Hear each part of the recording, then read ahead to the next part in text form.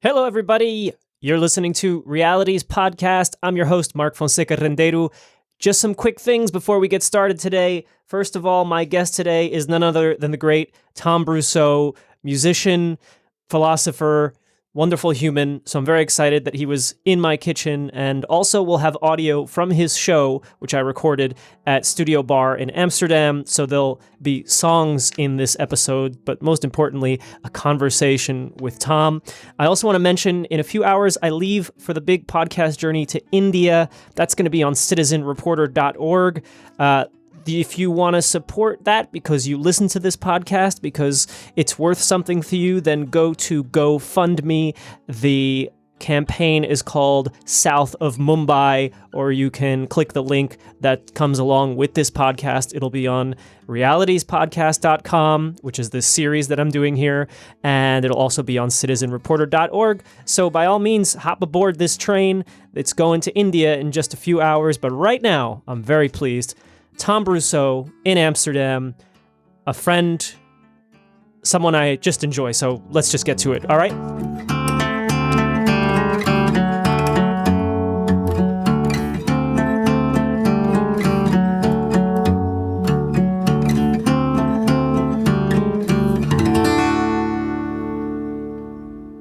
First time in my kitchen, I think, Tom. Yeah, first time. Yeah. And you were so nice to offer me a cup of tea. I just can't do it.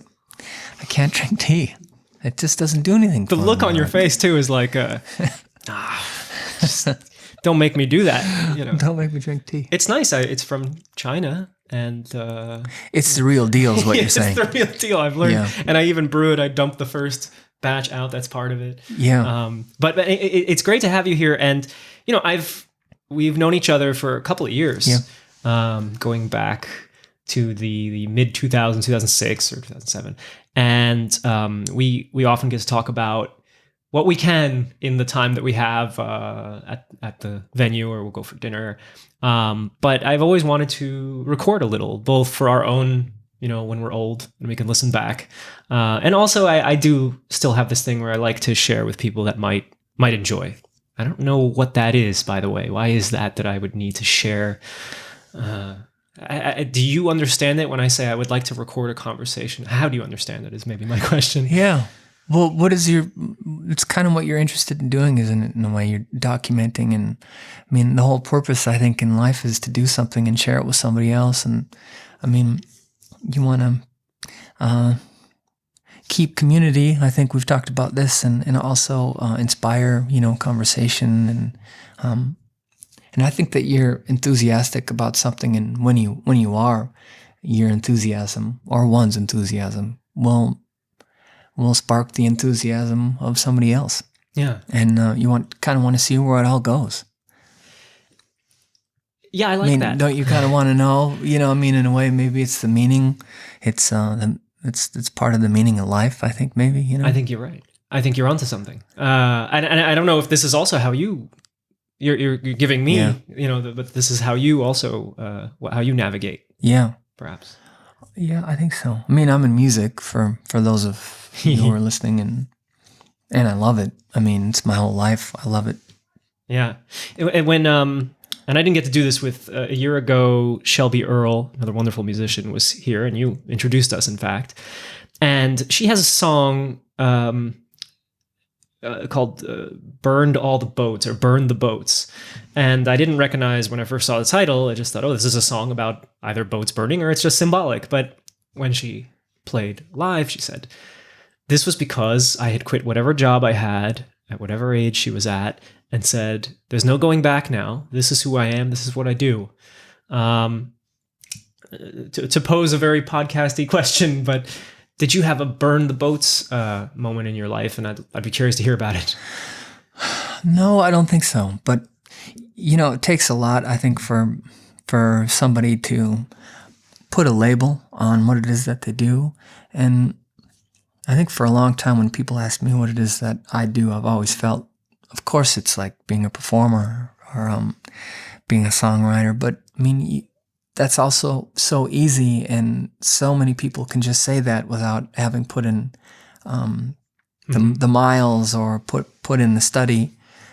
So it took me a while to be able to work my way up to admit to somebody or to offer up as my profession the heading that I'm a singer-songwriter. Yeah. But no, I don't think I've always known in my heart this is what I wanted to do. I mean, I couldn't have possibly imagined that it would be what it is, which is a lot of traveling, or that it would be take as much energy and effort, because at the end of the day, music is only 45 minutes on the job, and the rest of it is hopefully you'll get some sleep in there, and a lot of it is just moving. You're in constant movement. Yeah, and this is something that you love. I mean, anyone who goes to read Tom talking to a magazine or website of any kind, and you'll talk about being on the road and how much you love it. And I mean, and you've been at it for a bunch of years. You still get something out of it. And I say still because there are people who hit a point and they go, I want to do this less, or right. I don't look at the road the same way anymore. This kind of stuff. Yeah, that's true. Maybe I've just been really lucky and, have only hit all the bright areas. I mean, I don't know. And maybe it will change. I'm sure it will change. I'm sure it'll have to change. I mean, if I don't have a family, Mm-hmm. I don't have a wife or kids. And if I do, then maybe that will change my whole outlook on being a traveling musician. I don't know if I would travel as much if I did have a family. Yeah. Do you get things I've always wanted to ask you?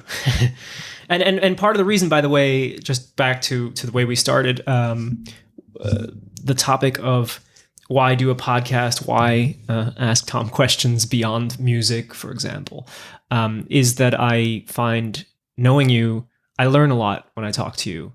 And so I kind of hope that if I record such a conversation, share it with people, that other people could learn something, or who knows, what could happen. And so therefore that I want to ask you things about people, because I think that what you do as you're doing it constantly in motion, you're observing people. I think my conclusion is that you're a good people observer.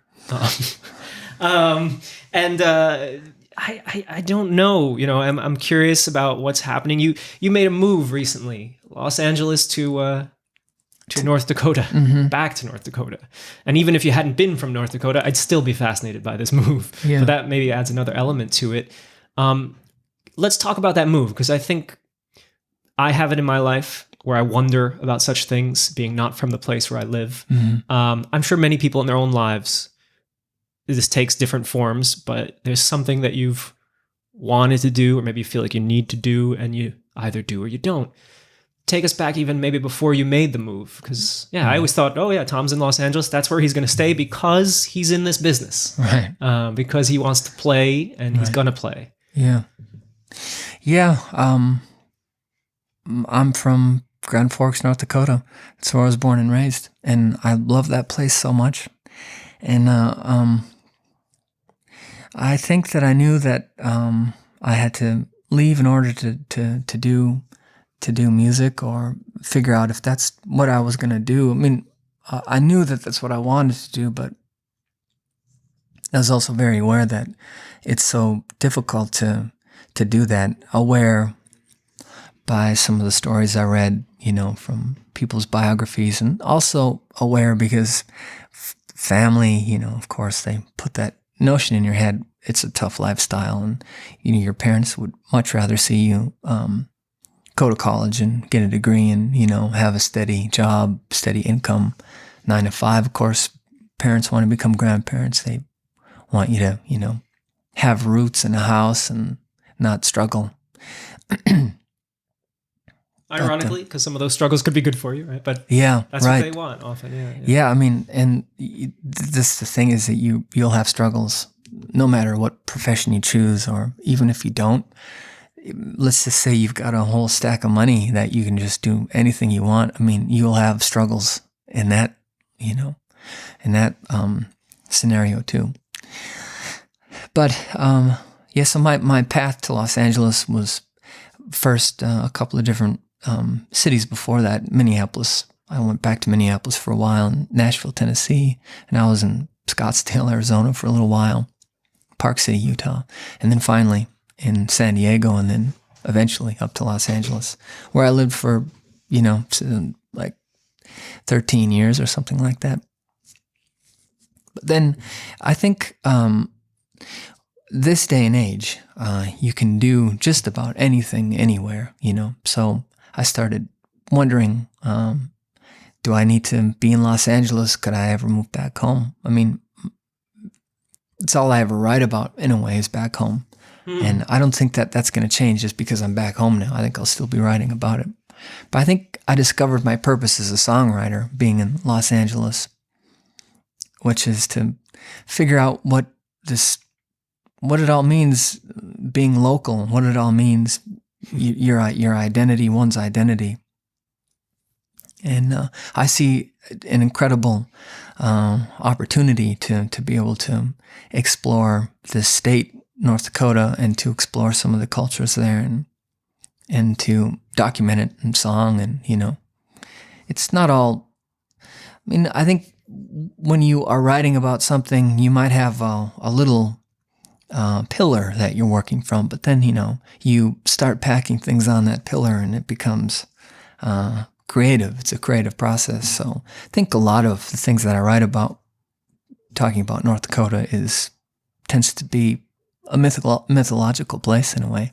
So maybe I'm trying to separate now what is mythological and what isn't.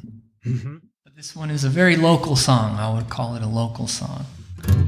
Stuck on the Roof Again.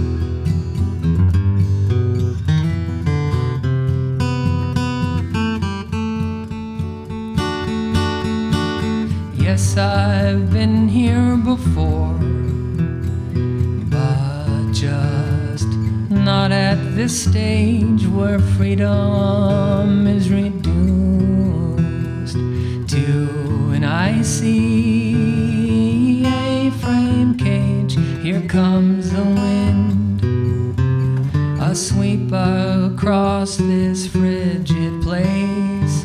Oh, Boreas, wait for me to shield my face. I'm at your mercy, my friend.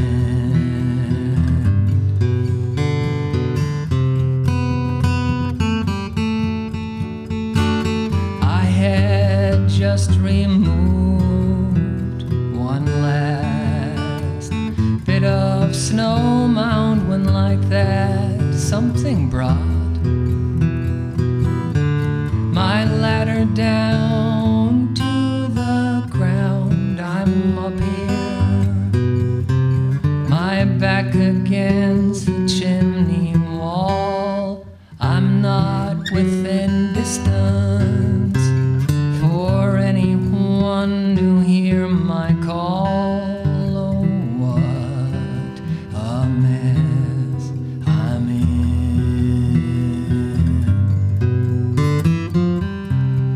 Stuck on the roof again.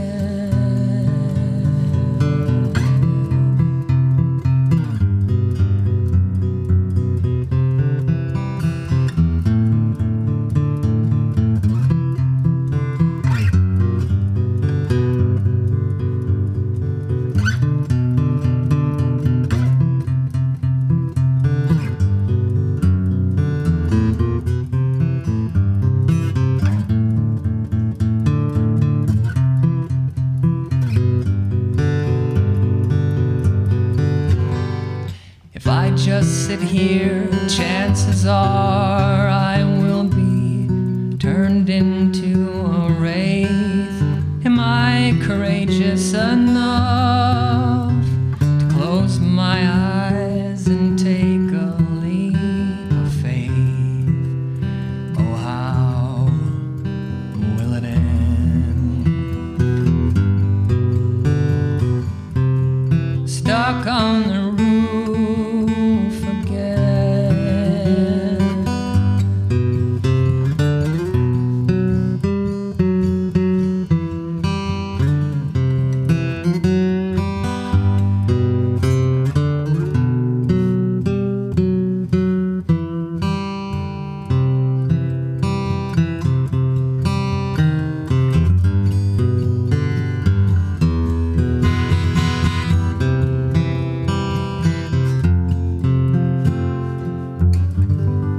I'm very curious what will happen in terms Well, of I'm too, songs. to be writing in North Dakota. I don't think I've ever done it. Have I ever done it? I don't know if I have. Maybe some of the Grass Punks songs, yeah, because I was back doing a project in North Dakota, and I wrote some of those songs there. But no, I mean, and I do think that location, is, of course, it'll inspire you, but it's there might be only certain things that you could have come up depending on what location you're in. You hear, it's almost like a physical thing. You hear people talk about the bagels in New York City or New Jersey. The water. It's all about the water. It's all about the water. And what do you see about people? I mean, you remember North Dakota when you were a kid and going back all along the way. Now you're living there. Yeah. And part of me asking this is there's so many conversations about what's going on with people, the collective, if that's even possible. But I dare to ask it, what are people busy with? Is it the exact same thing they were busy with when you left? Yeah, in North Dakota, in Grand Forks, which is the third largest city in the state. And it's an interesting place. What are they busy with? They're busy with probably the same things that they've always been busy with. And it's not much has changed in that city. There's been a lot of growth, of course, but it's the same city. It's still the same size. And maybe the only thing different is that it's a whole new face. I don't recognize anybody there. And the little kids that were, just being born when I was just leaving, I wouldn't know them. But I do know that I recognize some of the family names still. Mm-hmm. I think people are busy doing a lot more outdoor activities. I mean, Grand Forks is situated on a river, the Red River. In fact, that's what divides North Dakota from Minnesota. And one of the things that I saw that I would have never have seen, that I don't think anybody would have ever encouraged when I was growing up, is kayaking on the Red River. And, this is a part of a trend, I think, or not a trend, but a movement. People are in these bigger cities, even Los Angeles, there's this movement to enjoy these rivers, to celebrate them, and to recreate recreation, And this is what was happening in Los Angeles for the last few years. People are going down to the river and they're loving the river. There's a river that goes through Los Angeles. You wouldn't even know it, but they're renting kayaks there too. And it's a really very poetic and beautiful thing to see. And of course, when I first saw this, when I was back home in North Dakota over the summer, that people were kayaking, I was very scared for these people because the river was always, it was a character.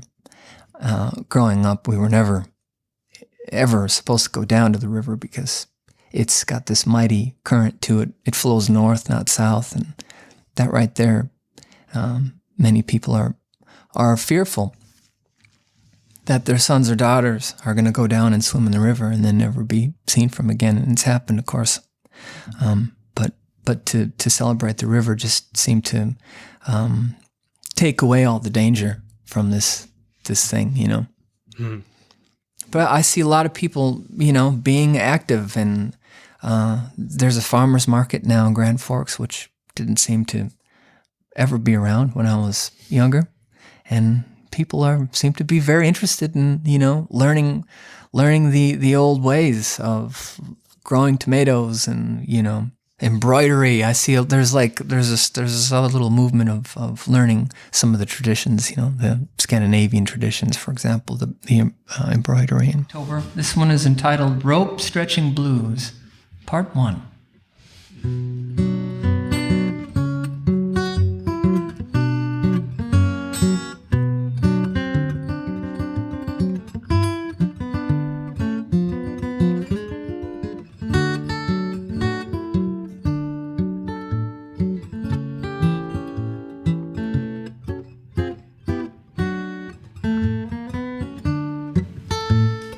Stranger in my house and I busted his head with a club.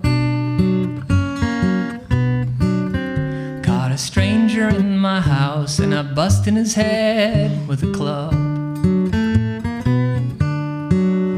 I laid him out cold, put his heels over the side of the tub.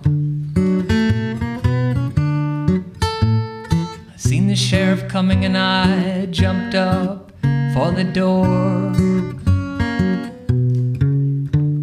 I seen the sheriff coming and I jumped up for the door.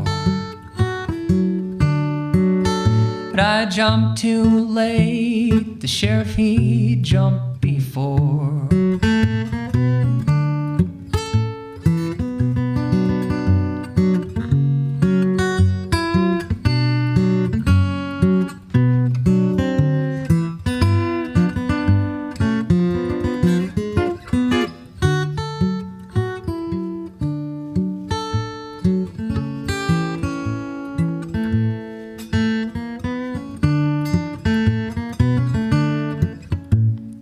Buried a man on Thursday, just 2 short days, you see. They buried a man Thursday, just 2 short days, you see. I'm sitting here wondering what they're gonna do to me. I killed a man, that's the how and how. I killed a man, that's the how and how. I'm wondering if a woman is worth that now. Oh, rope stretching all day long.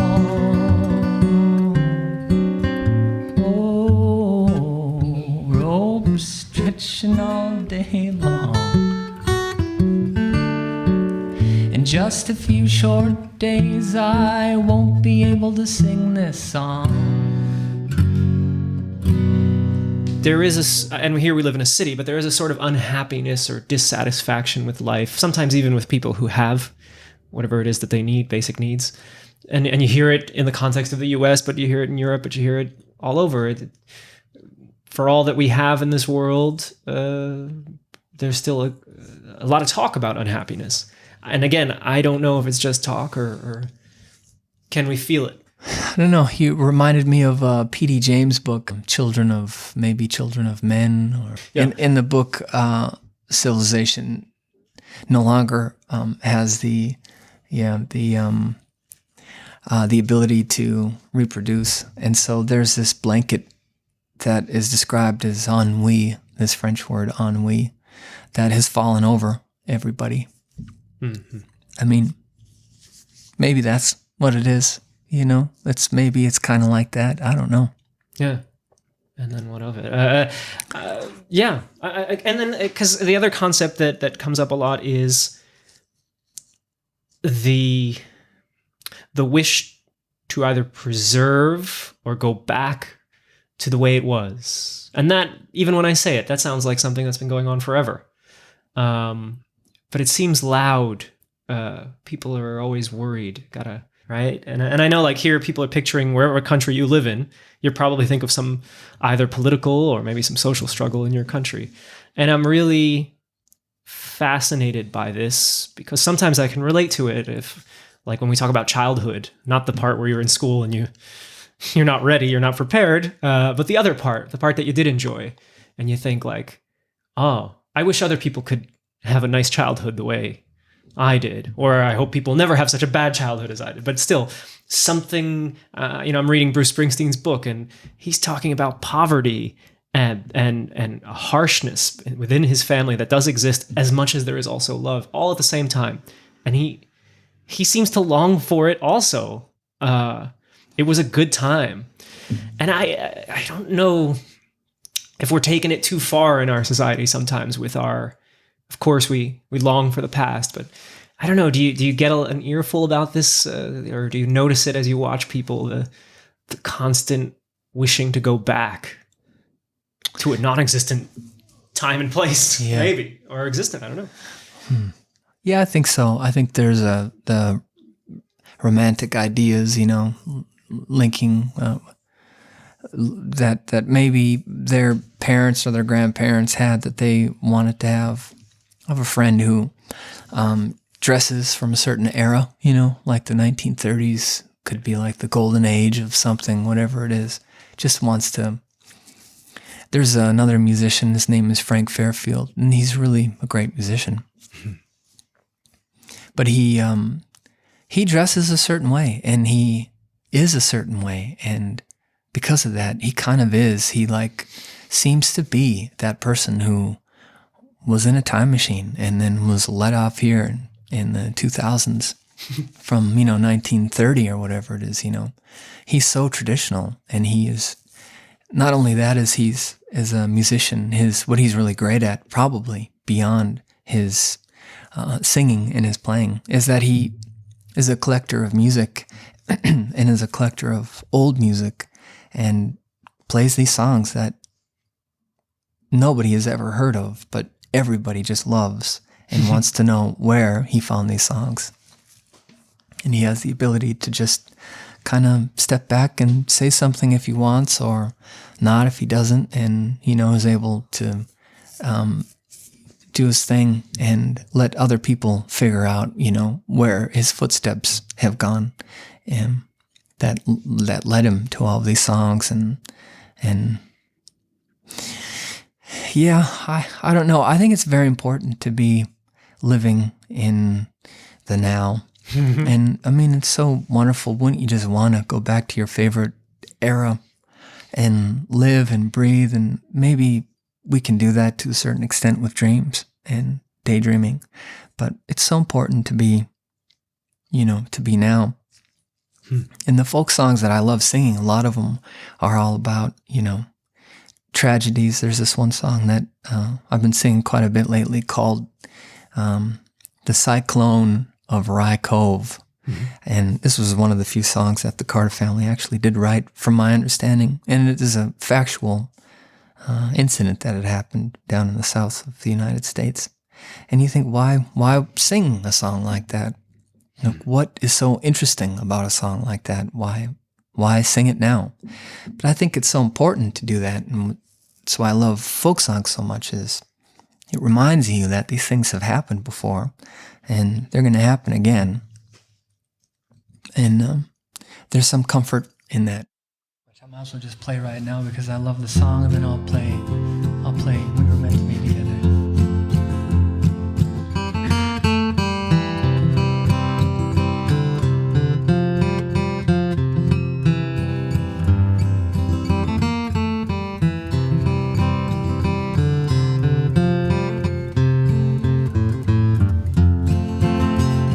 Sat in the window at my room, watched you go away. It was all I could do. It was all I could do. You're going away. You're going to leave me, leaving me alone in all of this grief. So look now, my dear, I'll have to abandon all thought of you as you're going away.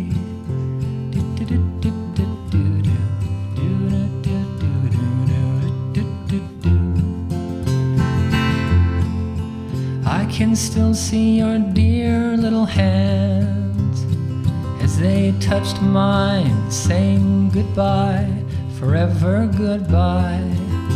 Those words you said to me have broken my heart, broken my heart. They were false and a lie. Goodbye, ma chère. Goodbye pour toujours. Te prête t'en aller pour toujours.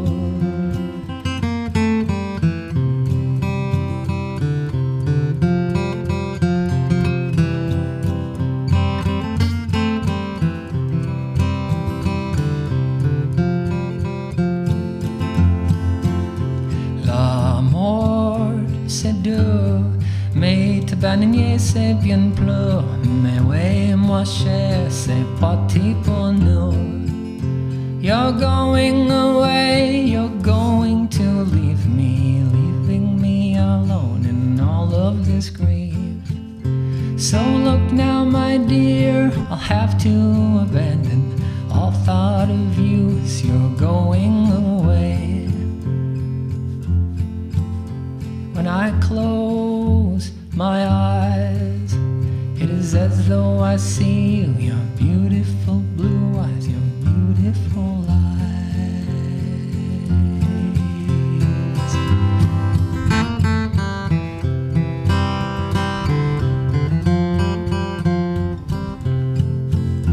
I sat in the window at my room, watched you go away. It was all I could do, it was all I could do. Yeah, what are the themes, especially in the last 3 albums? We got love, loss. Love and loss is kind of like a theme, if you can call it that. I mean, I can hear my old English professor saying that's not a theme. Love and loss, never heard of that.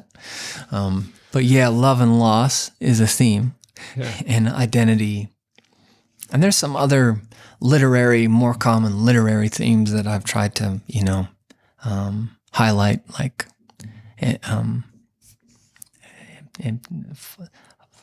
emptiness of a false promise, or one of these themes are redemption, or some of the common themes that you might find, literary themes. But I've just been so interested in identity and what that means, and I don't know if I've gotten any closer.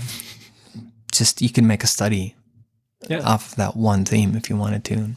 What's your compass as you sort of navigate these themes? I mean, yesterday in your performance you spoke about, for example, Piedmont blues, and I can honestly say I have never heard or thought about Piedmont blues, and then I went and read, and I fell down a bit of a tunnel. Yeah, and I wondered, has Tom fallen down this tunnel also? How do these things come to you? And then I'm curious, like, how do you proceed with studying them? Yeah. Well, that's the great thing about, and it's always been around, I suppose, with the encyclopedia. You go from one thing to the next. The other year, I was reading about Leadbelly, and then I got turned on to this other jazz musician just by way of searching for Leadbelly. His name is Bunk Johnson. And then you realize that there are certain people who've risen to the top. I don't know how that happens, but it does. But there are so many unsung heroes out there. And really, they're just local people.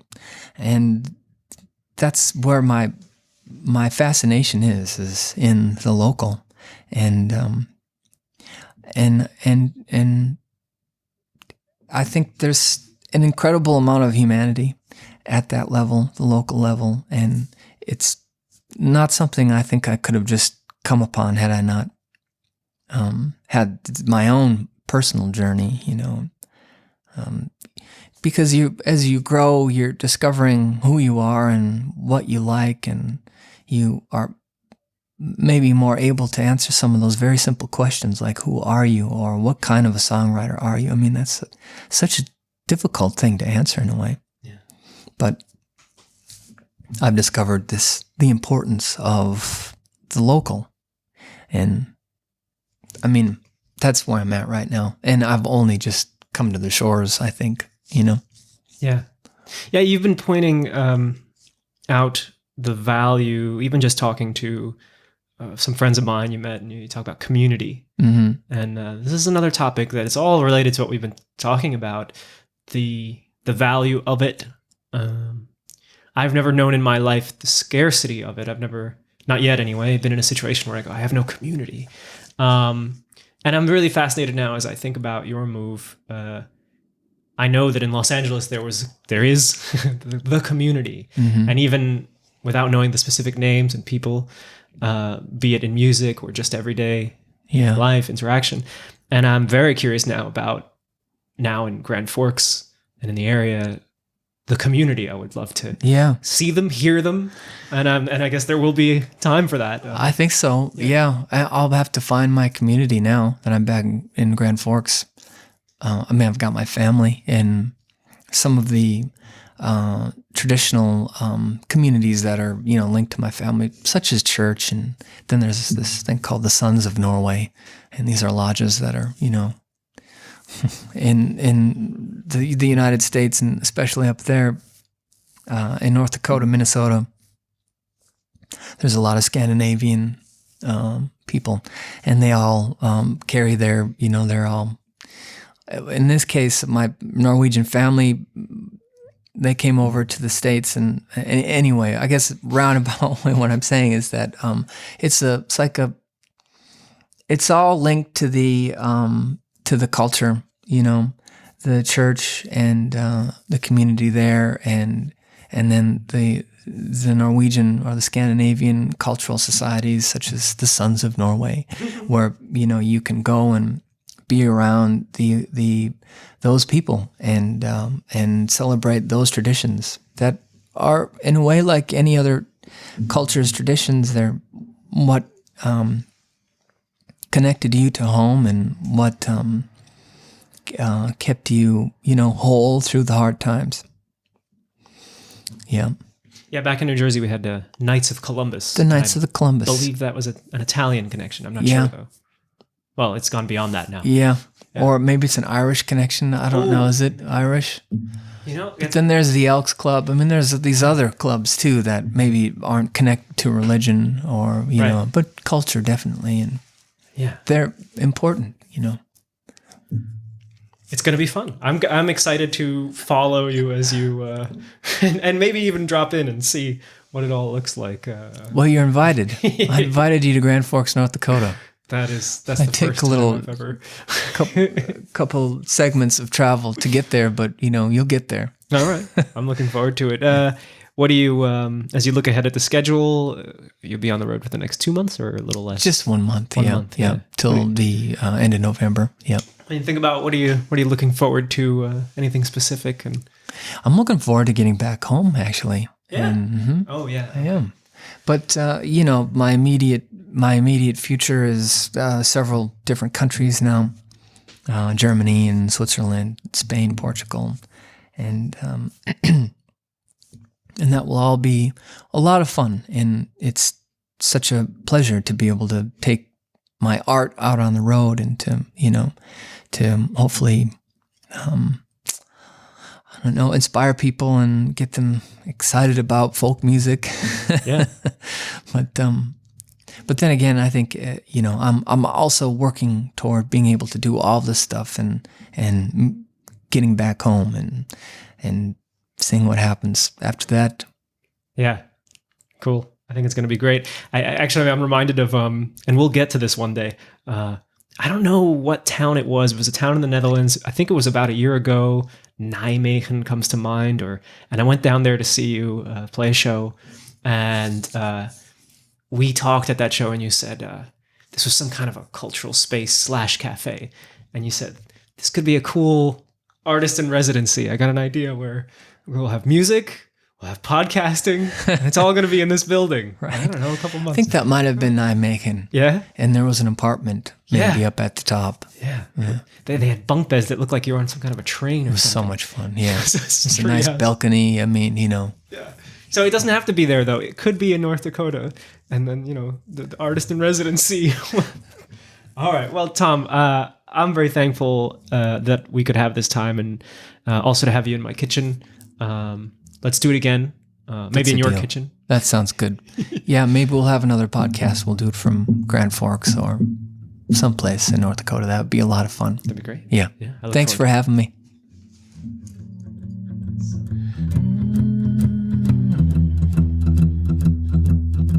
Something has come between us, and no, it ain't what you think.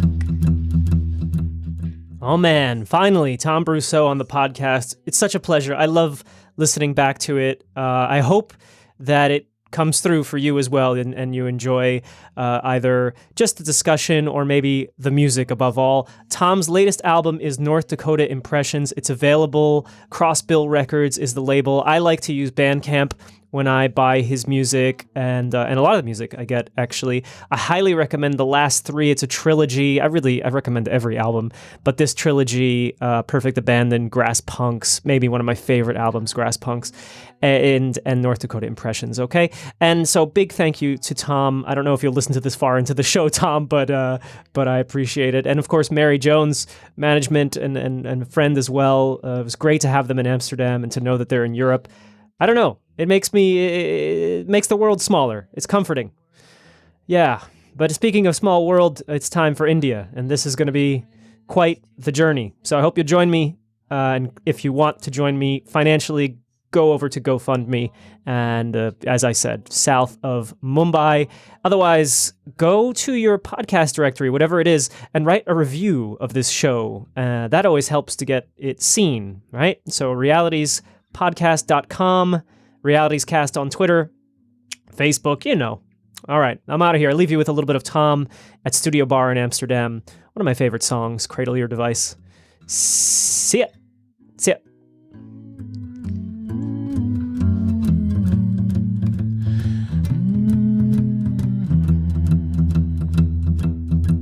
I said, come on, let's take a holiday. Don't you think that would be nice? I'll give you one more minute. Go on then, cradle your